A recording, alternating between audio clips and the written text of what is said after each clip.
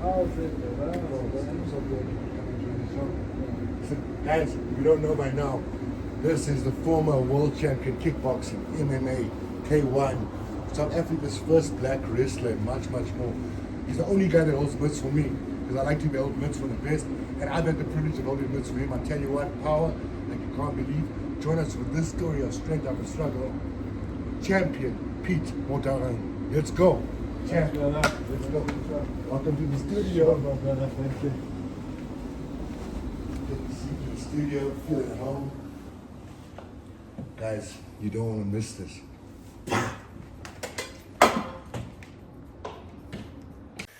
Yeah, so take a seat. Cappuccino. Thanks. Cheers, brother. Guys, you heard me introduce the champ. I mean, let's go back to the beginning, the early years. Where do you come from? I know you remember you telling me the story about you and your brother fighting all the time, and that's what made you have to start defending yourself. So let's go back to the beginning. Where does Pete come from? Where does the champ come from? Yeah, I'm actually from the Free State. Yeah. In a small town called Viljoenskroon. It's close to Kroonstad. Yeah. We grew up there. I went to school there. And then I moved to Klerksdorp, where I started bodybuilding. And I started bodybuilding actually a long time from when I was in Klerksdorp. And you started bodybuilding before the Muay Thai, before everything. Yes. So let's talk about the first time you picked up a weight. What inspired you to get into the gym to start pumping? Jeez, I actually forgot to send you a photo. I should have sent you the first photo when I was like... You'll send it to me. Yeah, no, definitely. Yeah, I was skinny. Yeah, I was so skinny. I'm sure. How much did you weigh? 60 kilos. 60 kgs. 62. Actually, I started first with soccer. Yeah. So I started with soccer, and I always used to fight. My dad used to say, "Hey, you know what? This is soccer. If you wanna fight, you must maybe do a fighting sport like karate, boxing." Yes. And then eventually, I broke a hand. And this hand, I was trying to do a somersault kick. A bicycle kick? Yeah, a bicycle kick on a ball. So I landed wrong. I broke a hand. Oh my God. So I got into bodybuilding after a friend of mine said, to get that hand stronger, you got to start lifting weights. So how old were you when you did the unshattering bicycle kick? I'm sure I was 14 years. Started bodybuilding. I'm sure I was 15 years when I started. What position did you play? Soccer. I was actually a midfielder. Yeah, midfielder. Yeah, right next to the. And which players inspired you? Which soccer players inspired? Geez, back then it was guys like Maradona. That's late in the 80s. Yeah, it was Maradona. And he had a few bicycle kicks under his belt. Yeah. I mean, I go back to the days of Zico. Jeez, yeah. Because Maradona, everyone knows Pele. Yeah, I love watching all the old footage. Definitely. And what are your the teams that you support? Locally and internationally. Locally, it's always been Kaizer Chiefs. Yes, My dad was a big fan. We're loyal, bro. Yeah. And you overseas? Overseas, it's Man United. Bro. Yeah. I've been telling people in the gym, they've been laughing at me. I said, listen, if you see a oak walking around in a Kaizer Chiefs shirt or a Man United shirt, that guy's a loyal friend. Because there's no way you're going to be walking advertising, bro. Yeah, that's true. So 14 years old, the hand's broken. Now it's healing, and you get advised to go to the bodybuilding gym. Let's talk about that first experience in the gym. Jeez, I still remember back in the day. It was at a school. You know, we had few weights. Yes. Not much, and it was just tiles. Old school weights, bro. Old school. It was a disabled school, so the tiles weren't designed for. It was just a class, you know, where they've got tiles. So I remember we had to be kicked out of there because after a couple of months, all the tiles from the weights falling down, they were all gone. Yeah. So we got kicked out. We went to some hostel. So we got a place at the hostel close by there. Yes. And that's when hostels were still good back then. So we went there and we started training there. I'm sure after. And what type of training? Where were you guys getting your routines from? Geez, that's a good question. You know, I actually went to the library. Yes. I booked a book, Arnold Schwarzenegger, Encyclopedia of Arnold Schwarzenegger. Yes, bro. Remember that? That's old school. So I got. You know, Lance Jacobson talked about also Is it? that book. Him and I were talking about that Yeah, book. yeah. Back in the day, we had nothing. So there's that encyclopedia of Arnold. Arnold, that's for sure. To want to live. Yeah, Yes. yeah. So okay, so Annie. So what I did, I went there. I hired a book. Yeah. And I still got it to this day. Bro, classic. So I had a book, and after, I think it was 14 days back in there, and you had to return it. So I looked at the price, because at the last page, they normally put the price. I think it was about $60 back then. And that was like, what, 600 rand? Yeah, it was a lot of money, but I'm like, I'm not returning this book. I went back to the library. I said, I can't find the book. And then? I knew I could afford to pay it, you know. They said, yes. Okay, sweet, this is how much the book is worth, you're going to have to pay. Yeah. So I ended up paying the money. I kept that book to this day. I still got it. Where did you get the money to pay for the book? I was selling cigarettes. See, the hustle. Cigarettes, saver cents, 20 cents. Yeah.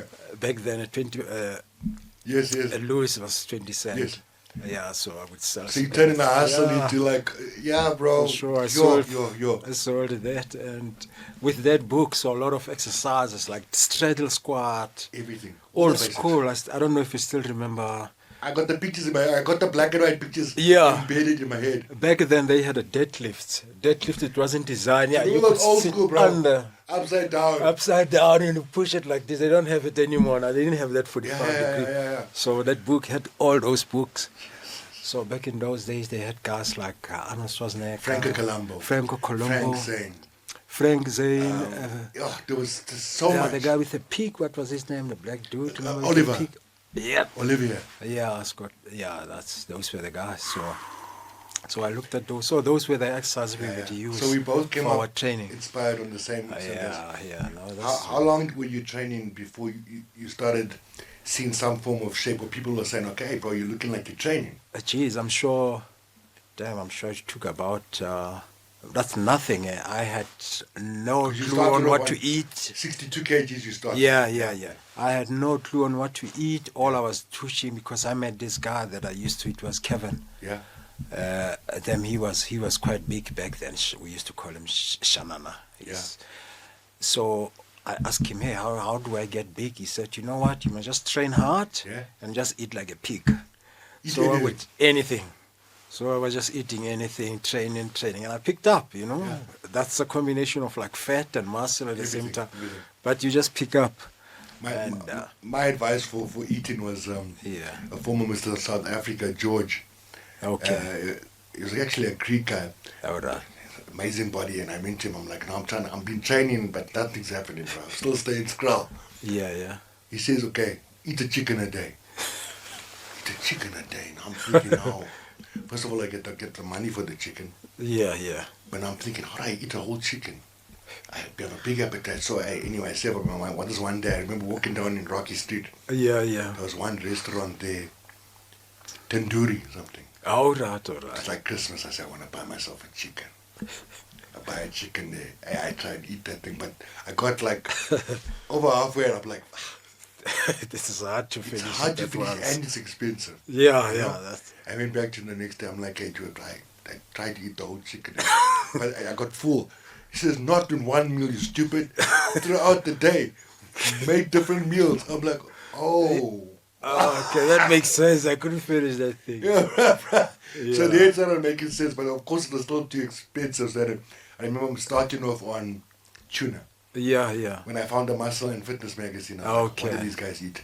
It's either chicken breasts or tuna in brine, you know? Or if you get the tuna and you still rinse it out so the salt water's out. Yes. You don't want to hold on to any salt. All that type of stuff. It became like, I would study. I'd wake up and walk from Bears Valley to Yeovil, up the hill to the police station. By the time I get there, I'm ready, and my mind is ready to go. Now I know about positive thinking and stuff. How I was getting ready for the workout. But back then I thought, like, I got no car. Now I'm working, I'm angry. I'm like, one day I want to get out of this. That was the foundational blocks. Oh, jeez, So let's talk about, so we've both been to the similar background. So you trained for about how long before your first competition? I trained, I'm sure, for about a year, but still no knowledge of proteins. Just freestyling? Yeah, just training hard. I was training hard because I would go to school. I would go to school. When I come back from school, I remember when I come back from school, I would finish school at about 1 o'clock. Yeah. So when I come back 1:30, we had training. We train.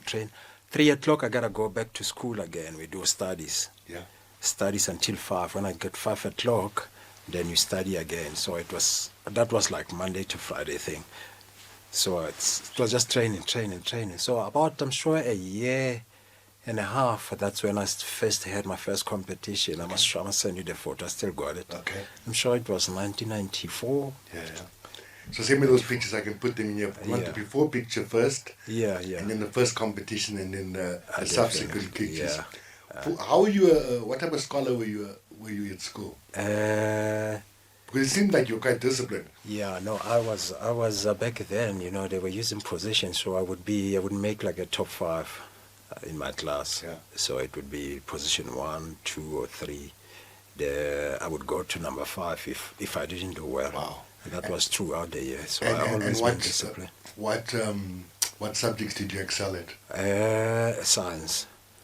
Yeah, I was good at science. I like laboratory. Yeah. Yeah, I still got my merit certificate in And science, maths. I did science, maths, biology. Yeah. Yeah, and the 3 languages, which is like English, Afrikaans, and South Sotho. Okay. Yeah. So you were a good student. So the discipline started off in the household. Yeah, but I think I wasn't good at school until like standard 5, which is grade 7 now. Yeah. So then back then my teacher, who was my father's friend. Okay. Yeah, back then, remember, we used to get disciplined. With You a make a cane, mistake with a cane, Yeah. you just go and... So we used to get smacked a lot back then. Yeah. Or a ruler, you stand like that. So I started getting disciplined. That when actually from standard, I would say standard 5 to like matric, I would place from position 1 to 3. Never above. Do you think it was because your dad's friend and there was a more of a vested interest in you to succeed? Did he have any inspirational words to you? Was he mentoring you? Or what was the change exactly that made you like think, now it's time to work hard? I think it was also not to let him down as my father's friend. You always try to not... You think maybe he's going to tell your dad that you're not doing well. They're such good friends. And so I think that pushed me more, Yeah, that's... Did you ever get into mischief at school? Fighting or up to nonsense? No, to be honest, I got into... Only street fight I got into was only like 1. Yeah. Yeah, I only got into street fight. Once I started fighting and doing all of that, I started getting more disciplined. Even fighting with my brother, I never started fighting. So you also you also fought with your brother every day like me. Yeah. My brother was 2 years older than me, and yours? My brother was 7 years, and I used to chase him with a bread knife. I used to chase the dog with bread knife bricks. Dude, my house back home. Now I think back, I'm sorry, Mom and them. Hey, like, I'd be angry chasing these guys. I'd slam doors. There were cracks on the walls. Jeez, like, you were hectic. My whole life is full of wall cracks. Yeah. Doors with me punching holes through doors. Wow. Like, I've done all that because I felt I related to the Incredible Hulk. That's when I saw him. Oh, right. I remember seeing that once, and I was like Lou Ferrigno. Yeah. But he was like, and he threw stuff. Hey, that after I went outside, I was throwing rocks, Jeez. crates. I was like, I thought that's the way. That's me right there. Bro, but obviously now, it's taken me so long to learn the power of being gentle, and then the martial arts and stuff just completely disciplines you. Yeah, it also shows that's you. right. That's it. Listen, anyone can be tougher than you. It just takes the wrong move. Someone's got a gun, so it teaches you how to control yourself. That's true. Let's talk about your first bodybuilding competition and how you were feeling before that and what happened in that first comp. Jeez, that one... Damn, I felt so brave, actually. I thought I was going to win. Yeah. I watched all the posing, and I thought I did all the preparation. So there was this one guy called Papi from Kuma, it was Northwest. He came there, this guy was like small like this, but his biceps you could see he had genetically blessed with, genetically blessed with biceps. So he came there, and it was actually against my town versus Kuma. So he came there with another big guy called Zandra, but Zandra wasn't ripped. But he had that body that, Big. Yeah, he looked big, yeah. So I competed, I think I came fourth. That was the first one. The same guy, we thought he was small. He was, when he took his shirt off, we were like, wow. Geez, that's when I started respecting guys, sometimes they come wearing long clothes, but once they take that, it's not about how big you look. So Zandra took that, Papi took that competition. Yeah. And damn, he did well. I don't know where he is now. And and obviously that was a learning curve for you. That was a learning from there. And pushed you for the next one. Yeah, definitely. I worked hard from there. Yeah. I worked very, very hard after that competition. Then I went to the provincials later, which I won.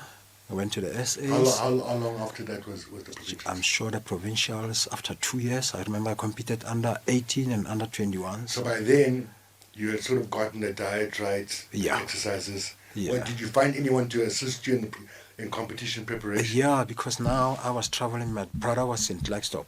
Yeah. So I was in the Free State, so I would go to Klerksdorp, and when we got there, I would go to the gyms there. Yeah. So I got bigger guys there, and they motivated me more. So they taught me things I didn't know, so I would go back to my town and teach them some few things. But then that made me more sharper, and training started getting better. Yeah. Supplements also I started using. I'm sure my supplements, after 2-3 years, I didn't have cash. What is your first supplement? Creatine monohydrate. Was it out then? Yeah, geez, when I used creatine monohydrate. God, we had no creatine back in the day. You know what we had? Yeah. We had animal pack, bro. Wow. A packet of like this yellow tub with about 18 tablets, big, thick brown tablets. And I hate taking tablets. Yeah, I was like, but I want to get big. Yeah. And then you can afford for 1 month, but you can't afford for the next few months. Month you suffer. Back to square one. Back to square one. Yeah, no, geez, I was lucky. I didn't have to buy. But the first time I used creatine, I'm sure after that I picked up, remember the loading phase? I don't know if they still got now. Yeah. So creatine had back then, they had that loading phase.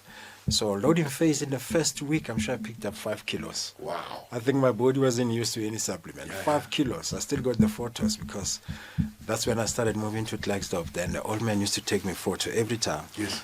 So he took me photos before creatine and after creatine. I started to see improvement. Wow. But then, that loading phase, then you don't pick up more again. You'll pick up one again after a week. But that helped me. Creatine helped me a lot. So that's 2 years after. And how did you place in that competition? The provincials, I placed 1 under 18. Now I was strong. I still got, I'll send you the photo. Yes. I placed 1, and I think I got selected for the SAs, but I didn't have money. Yeah. Yeah, you still had to. Yeah, it was somewhere in Joburg here. So that was back in Klerksdorp. The provincial was in Klerksdorp. Yeah. So I won that, but I couldn't come. I think the following year I won again the provincials, and I did other competitions. I actually got more bodybuilding trophies than in Muay Thai, and because I used to compete. So let's go through the whole bodybuilding journey, and we've got some medals here to share with as well. Yeah. So take me to what is the highlight of your bodybuilding career? Bodybuilding was when I won the SA championship. It was, I think, the first one. I'll send you I still got a diploma for that. Yeah. So it was, it must have been 98, I think, 1998. It was here, light heavy. It was in Poch by the Portuguese Hall. No, not Poch here, Pretoria, by the Portuguese Hall. I don't know what it's called now. Back then it was the Portuguese Hall. So I went there, and that was the first one. Back then they only had IFBB. No other bodybuilding federations back in South Africa. The others started coming later. So we went there and competed, and I beat the guy who looked bigger. Yeah. I thought he was big. I remember he was driving an M3, and I came there with a taxi. I had no money. Yeah. Came there with an M3. And he was from Health and Racket back then. Remember, that's before Vision Active. Yes, bro. I was from the gym in the township. Is not about the gym. There, when you walk in there, it's sweaty, it smells, but it's not about the gym. I can tell you that. So he had for proper diet, he had supplements. Everything. I knew not much back then, but I knew a little bit. Yeah. And he was from big gyms, Alpha Records. Yes. I was from the ghetto gyms in the township. But the guys who came from there, in that gym there, compared to the guys we used to take on guys from Elfenracket. We used to go to compete, no machines, no nothing, free weights, old school way. Wow. Arnold's way. So we used to take a lot of guys there and still win. We had champions there. Yeah, so, well, I won that one and I was very, very happy. But I got selected to go represent South Africa. I think it was the World Championship was in Auckland. So this is along with, yeah? Auckland in New Zealand. Yeah. But I couldn't make it because I didn't have money. You know, you had to pay for yourself. Again. But then, again, I couldn't make it. So, and I think they took him because he came second. So the first position, you remember they used to pick up, I don't know. That's when we needed sponsorship, but then we're still trying to build. Yeah, no, I wasn't going to afford it then. It was hard. So I think they took him to the World Championship. I don't know. I think he placed second or first. He did well. And so which means you were definitely going to take maybe it. I stood more chance, but I don't know. But life, anything could have happened between there. But life happens, right? Yeah. I mean, one wishes things would be different, but we can't change the past. Yeah, true. So the point where you're doing extremely well in the bodybuilding, and then you start trying out the Muay Thai and the kickboxing. Yeah. When does that creep in? Jeez, actually when I was doing bodybuilding, and I was working as a bouncer. Okay. So I started working as a bouncer to make some extra money. I was getting 75 rand a week. So I was making 15 rand a day. Listen, you got nothing on me. I was making 50 Zimbabwean dollars a week in an underground shoe repair shop. I was the storeroom. I'd put the glue, the nails, the heels. I'd leave half the lunchtime like this for the glue. Yeah. Okay, $75. And which club were you working at? But before then, I was, I did another competition. It was in Joburton. I had moved to Joburton now. So they had a competition there, which I lost to another guy from Lesotho. He was ripped. Knox, I still remember his name. Yes. So Knox won it. We were in the paper. I'll send you the photo.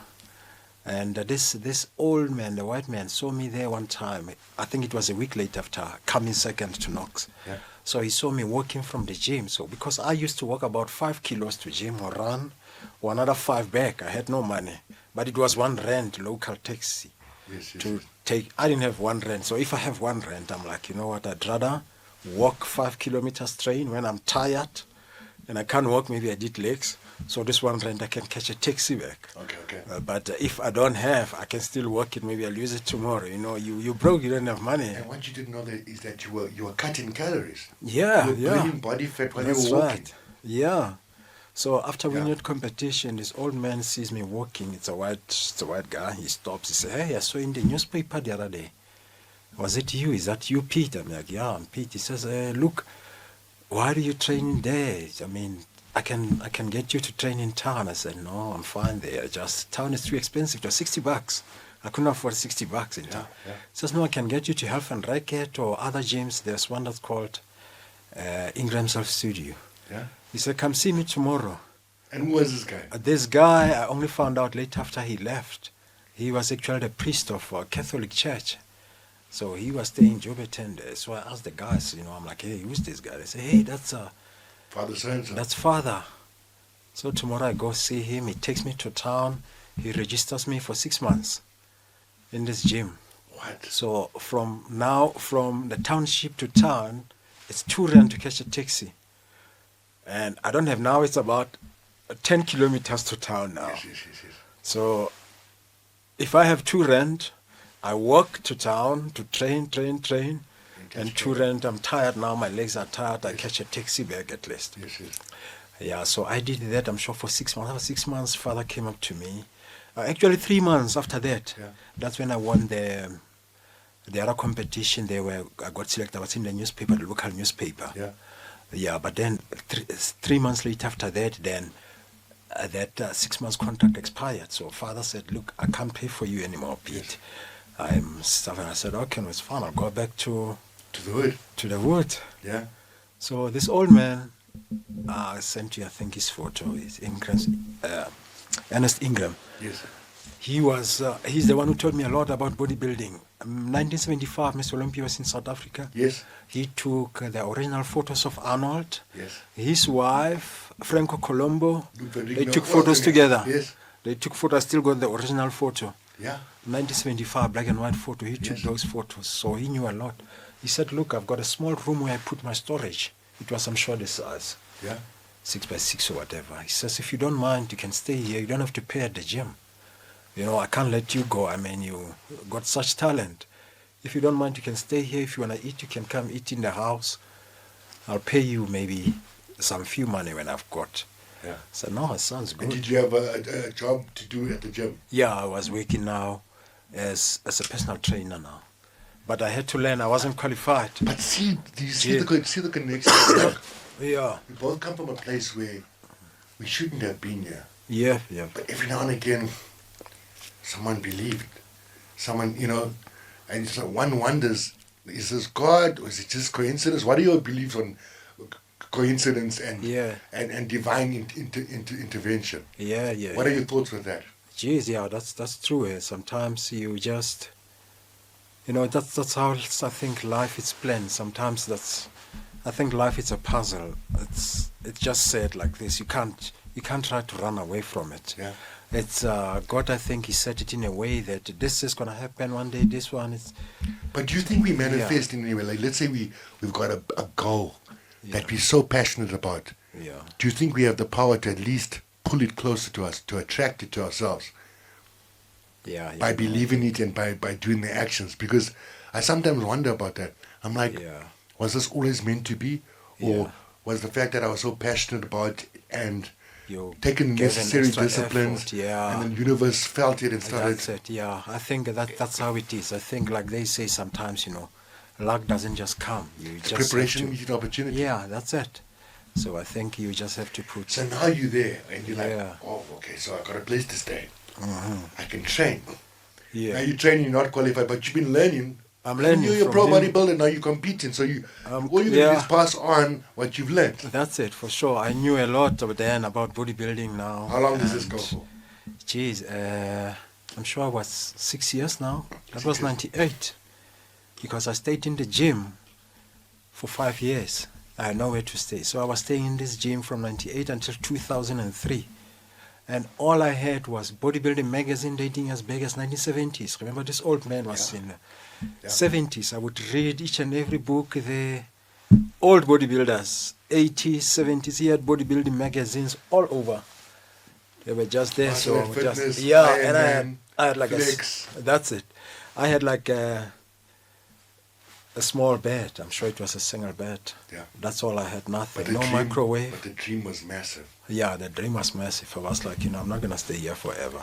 So 5 o'clock I wake up because I have to open the gym. I'm staying in the gym. And the funny thing is,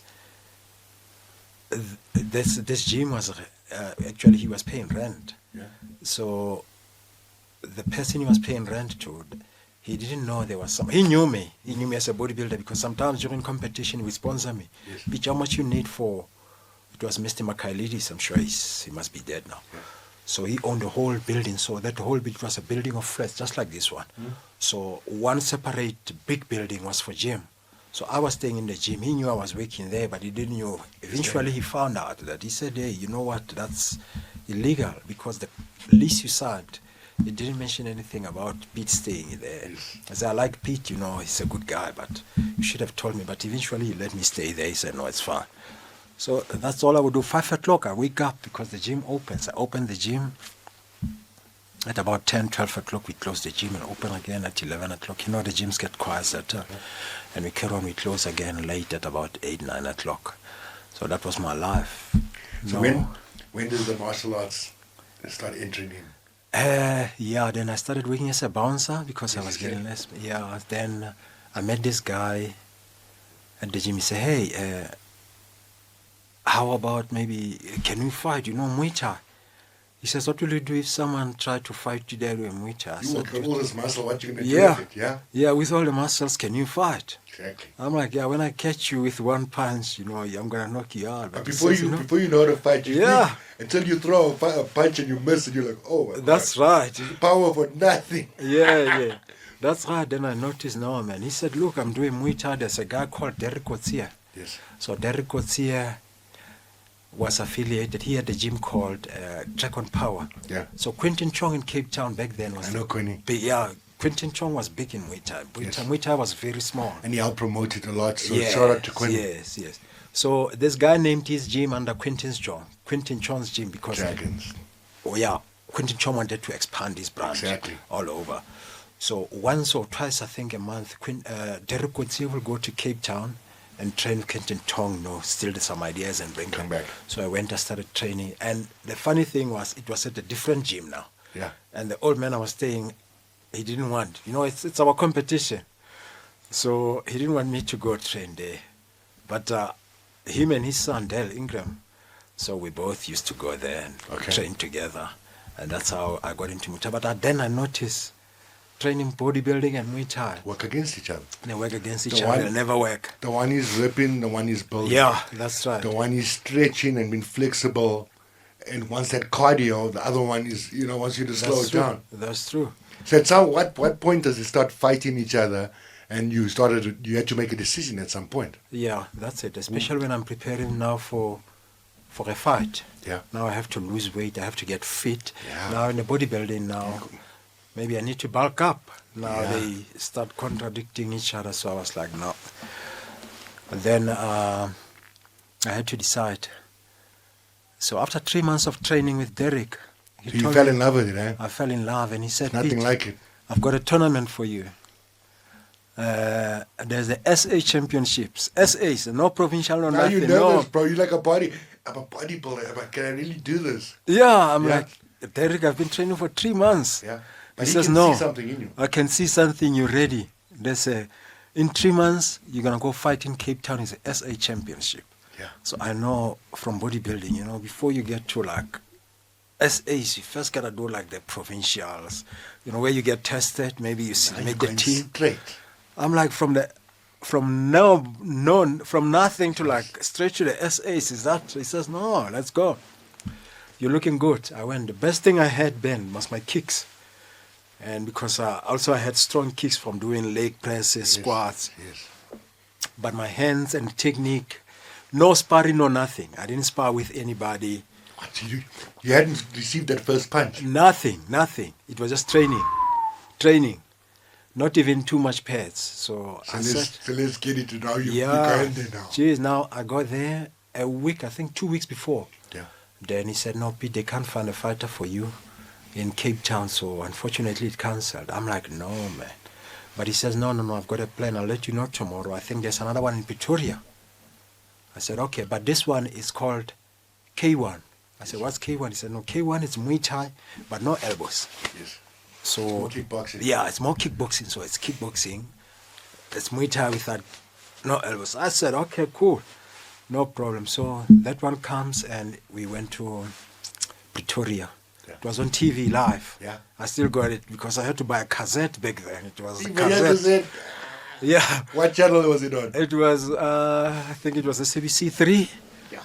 SABC 3, I still got it. I converted the cassette into an MP4 now. At least you can see. So they put me up against this guy. In our weight class, I think there were 3 of us. Yes. So if there's 3, one get the bye, he goes straight to the final.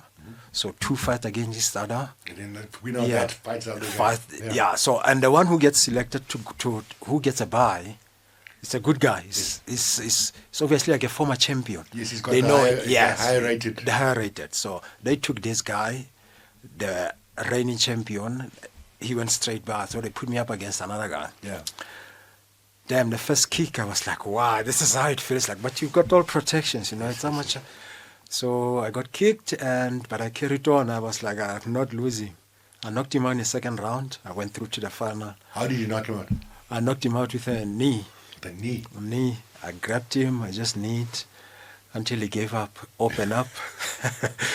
And then he was down, and I met the champion in the final. And then what happened? Also knocked him out in the second round. What, I'm sure I knocked him out 2 times before he finally gave up. Yeah. Yeah, the third time. All that walking, those 2 rounds that you were saving. Yeah. Those walking. Now you realize, because now as a qualified fighter, you realize no one can do your road work. You got to do that road work. That's it. Now you're like, oh.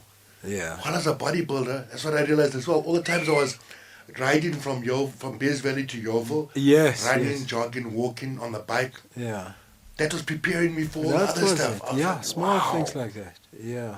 Yeah, no, then I So, got selected. That was in 2002, I think. yes. Then also I selected to make the team to go overseas. It was So you're Thailand. selected for the SA team. The SA team now, Yeah. because that was light heavy. I think I was weighing 91, 92, so I won my weight class. So they picked up each and every champion of each and every Division. Yeah. So I didn't have money So to now, go overseas again. See the cycle. Yeah. So what happens now? So now they took a guy who came second. Back then they used to call it, if you come second, you don't get the proper SA colors. They used to have what they call the president's colors. Yes. They don't have a proper Protea logo. Yes. It used to be like red. So the guy who comes second, they get what's it called, the president's colors. So he got the president's colors. He went overseas. I don't know how he did there. I never found out. So the following year, I got motivated now. Yeah. I just fought. I'm sure I did 10 fights. I beat everyone, including winning the title. Yes. Pro-Am now, Yeah. So Pro-Am in kickboxing or Muay Thai, it's when you're ready to become a professional. So pro means professional, it's amateur. Yes. So you're like an intermediate now. So I won that. 10 fights in 1 year, all wins. Then the SA came again, knocked the guy out again. And now? I made the team again, and this time I had a sponsor. Because I was working as a designer. I was about to start crying, bro, because now... Yeah, no, this time. There was 3 times Yeah. where you were a champion, but you didn't have the money. Yeah. But you were the champion. You know what I'm saying? Yeah. 4th time lucky. That's it. We got a sponsor. Who's the sponsor? So the sponsor was John Shalala, Yeah. the CEO of Jetlines. Yes. I'll never forget, he sponsored me for years. Because after winning that, Yeah. he said to me, Pete, next year if you win, he had just bought Jetline. Yeah. Jetline was going bankrupt. Yeah. So he bought Jetline with few members of Jetline. So he bought the whole franchise. He owns it now. And he said, next time you win, you become SA because you don't have sponsor. Let me know next year. Yeah. I'll sponsor you. And he definitely did. Yeah. He sponsored me. And I got my first mouth guard from Dr. Kai. Yes. Yeah, he made me my first. I still got it. 2003. Wow. That mouthpiece. So finally we trained the guys, both Pete Yeah, and I trained yeah. the Kai family. Yes. And take care of our teeth and our mouth guards. And Yeah. all up. Yeah, anyway, so... So how many, let's talk about titles. How many local titles did you get and international titles if you summarize? Geez, local I've got plenty. I'm sure, locally, geez, I must have lost like once or twice. Yeah. I'm sure I did over 23 And fights. what is it like when you lost for the first time? Damn, I remember the first time luckily was in South Africa. It was in Reunion Island. After winning the World Championship, let me tell you about the World Championship. After winning the SAs, I went to the World Championship. The first time I went, I brought gold. This one right here. Let's see. Yeah, that was, when was it? That was 2004. It's even got there. That's that type of stuff when you win. That's it, yeah. Oh, the guys we do like this. Hey, this stuff weighs, bro, like this. Yeah. I could buy a car with this. Yeah, Oh, that's got true. a nice weight in it, eh? Nice weight, yeah. Yeah. Yeah, anyway. This is the gold. And what else you Yeah, got? and you see, as you can see also, it's got the map of where it was. It's got a formal. So, and what else you got there? And this one I also got it. This is silver. Yeah. This one I got it. Geez, I was so upset getting this because I should have won that fight. I came second in the world. Yeah. That was the following year.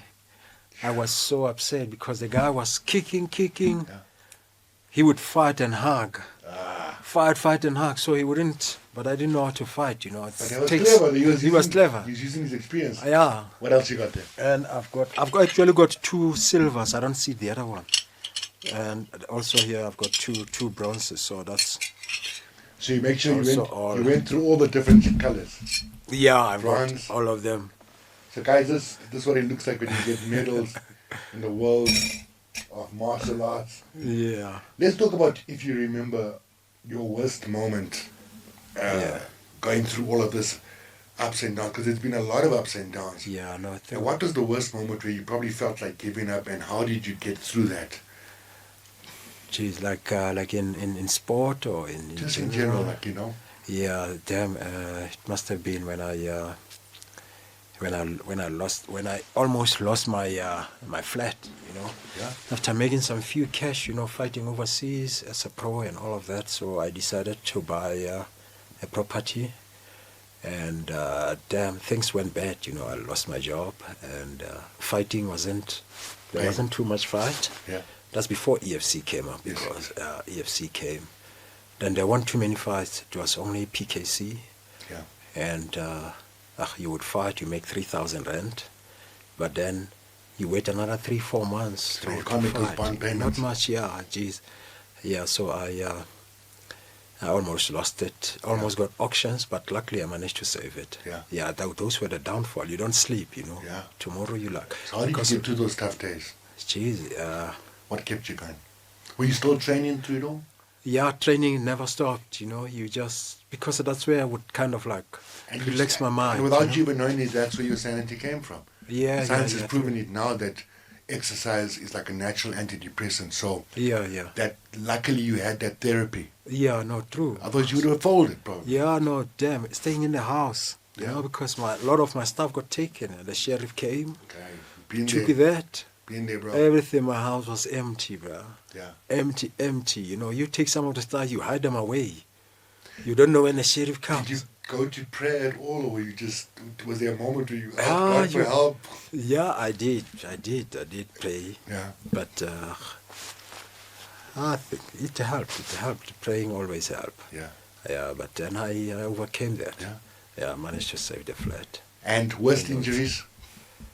Worst injuries was my eye. Yeah. Yeah, obviously when I was fighting for the European title, and I almost lost it. Yeah, completely. But the eyesight is not that good. But yeah, I got elbowed in the eye. Yeah. Both of us. Yeah, you and me. I also got an elbow. Yeah. You know, it does make us appreciate Yeah. just being able to see, being able That's to true. taste, Yeah. being able to right. appreciating all the different gifts. Yeah. So you've had this amazing journey, and now MMA comes. Yeah, MMA came. Now you get involved in the mixed martial arts. Yes. And what was that like? Damn, how did I get into that? Yeah, I was training, and I met, who did I meet? One friend of mine said I must come try it out. Yeah, I remember. That was... Did the wrestling start before this or after? Because you were South Africa's first black wrestler. Yeah, the first... How did that happen? So which story comes before Jeez, which? this one, the wrestling actually started when I was doing bodybuilding. Okay. That's before kickboxing. So bodybuilding, when I was doing bodybuilding, I trained with a guy called Raymond Lepan. Yeah. Raymond Lepan was a professional wrestler in Now, South what kind of wrestler? We took the WWE WWE Flying Sons. Proper. I don't know if they still got. They used to have a wrestling school in Alberton. Yeah. Yeah, so Raymond Lepan, I was training with him. I'll send you his picture with me together. Do you know who else was going to be professional bodybuilder? Nobody knows. One of the top South Africa's top bodybuilding coaches, Victor Ali. Okay. We went to the stage. He was going to be a pro wrestler. Oh, is it? Yeah. I Wow. know. We were friends from back in the day. So Yeah. So tell us about this wrestling Yeah, no, story. Raymond, I was training with him while I was still staying at the gym. Yes. Then he came up to me. I'm like, Raymond, what do you do? No, I'm a wrestler. Ah, come on, man. Those things, they only on TV, in South Africa. He's like, no, there's wrestling school in Alberton. Yes. I was broke, I was working in the gym, remember? Earning Yes. 75 rand a week. I was like 15 rand. So a day. And he says, no, Pete, if you want to try it out, you can make some money. So he took me on. I said, no, I'm ready to go. We went there. He took me to Alberton. And I did it for a while, and I didn't like it much. But I knocked the guy out in 9 seconds. That's why I was in the Drum magazine for it. Yeah, Peter's in Drum magazine. And what is cool about it is, a couple of weeks later, whatever, somebody that saw the article was like, I want to be a professional wrestler like Pete. Yeah. You inspired people. I inspired someone out there. So that you went to the wrestling, and then the MMA comes about, and now this calls upon all your experience. Yeah. The Muay Thai, the kickboxing, the wrestling. The wrestling. Of course, you wish you had jiu-jitsu background back then, but that's the wrestling at least had some holds and grips. That's it. Now, The wrestling the MMA camps I was training, I was working here. I'd moved to Joburg now. That was like 2003, 2002. Yeah. I moved to Joburg. I met this guy. He had a salon. He says, Pete, you must come try jiu-jitsu with me. I'm training with a guy called Neil Diesel. He's one of the best. Ah, is it? Guess where that was? Yeah. Lance and Wayne were working there. Yes. They had a gym back at the back of Thrap Center called I remember. Future Fitness. I remember. Lance, that's where I started. Opposite the barber. Oh, is it? The barber shop. It was next to the barber shop, wasn't it? I think so, but there was a Postnet Center there. Yes, Postnet was Yes. here. The Yes, gym was that's here. right. And then Andrew and his dad, the Greek barber Yes, shop. yes, that's right. That's why I had my haircut also. Yeah. Yeah, those were the days. Yes. Lance was working there and Wayne. I think Bruce also. I'm not sure if Bruce What a also journey, went there guy. for a What while. a Yeah, journey. that's 2004, 2005. So- no, yeah, the gym was there around there, but the MMA was about 2010 there. Yeah. So I started doing Yeah. MMA with Neil Diesel. He teaches me to ground me, and Ant is the one who took me there. Yes. And I started falling in love with it. Yeah. And then I think the gym got sold. That's when Neil Diesel bought the gym, but he was never there. Yes, yes. Yeah, most of the time. So we trained with OZ. We eventually had a big scene. Yeah. He had actually the biggest incident in EFC. That's where he got hit in the head. Yeah. I was training with OZ back then. He got hit in the head and he almost died. Mm. Yeah. But So- then we still competed. All these ups and downs. Yeah. You know, when you look back at it all, what are your thoughts? Now having told the story. Yeah. Jeez, Quite a story. if you have time to do most sport, I would say I would recommend you do as many as you can. Yeah. Yeah, and well, eventually you end up to one. Maybe you end up choosing one. But So I now, went all over. I know you went into working in corporate, you Yeah. did design and stuff like that. Yeah, yeah. Now you're focused on your Muay Thai and kickboxing. Yeah, yeah. How's that going for you? Where you at right now? Yeah, I still Mentally, do. physically? I still freelance, and I'm mostly more into training now. Yeah. I'm coaching Muay Thai. I'm training a few professional fighters Yeah. and some professionals. Yes. Yeah, now. Yeah, that's where I am. But the designing I've taken. I do less. I still freelance So graphic designing. So Yeah, it's full circle. yeah. From this young To, budding star, learning, getting Yeah. mentored all the way along, yeah, that's to the point where now it's time for you to be... to give back. Yeah. You know, to give back the knowledge to. When we look in 5 years down the line, what are your hopes for the future? Geez, I would actually like to have a gym. Yeah. Yeah, a Muay Thai gym. Yes. Yeah, well, it's one day maybe have few fighters. And MMA as well, you know, Yeah. put MMA together, make mixed martial arts and Yeah. and Muay Thai, My man, train professionals. And we could go on forever and ever. We've had so many conversations at the Yeah. gym, and I'm just so glad that you could come and join me today. But before you go, Yep. I always close with asking all my guests what the definition of a fit life is to you. So for Pete, Yeah. this yeah. multiple world champion in different disciplines, that kid who made it from the hood, 60 kgs. First of all, what's your definition of a fit life, and what have you got to say to that younger Pete out there who's looking up to you? So what's a fit life, definition of a fit life for you? Fit life, it's being at the gym consistently, giving it your all, and just doing it over and over. Yeah. Yeah. So consistency and discipline. Consistency, discipline. Yeah, that's it. Now lastly, there's that one kid out there, Yeah. and there's always someone that's watching that we don't even think he's watching, because we were watching one day. Yeah. You yeah. found that Arnold book. Arnold doesn't even know that we saw his book. Hey, you know? I still got that book. So there's that kid That book helped. that might listen to you today. Yeah. What do you have to see to that kid with big dreams? Geez, never give up on your dreams. You just keep. They say you fall 7 times and you stand up 8 times. You know. Keep dropping. How many people are successful there? People Yeah. have gone into bankruptcy, Yes. and they back again up. Some have gone more than once. Yeah. So you never give up. You fall down, you stood up, you stand up, and you just keep going. So the art of resilience. Yeah. My man. Thank you so much for joining us. Guys, Sweet, my brother. this is a story of resilience. Remember, fall down 7, get up 8. You might be great. That's Keep reaching it. for the stars. If you like our programming, please like, share, subscribe. Strength Out of Struggle, Spotify, YouTube, Instagram. And please come and train with us at Move. Come have a brilliant workout. Come train with the champs. We'll see you. Sweet.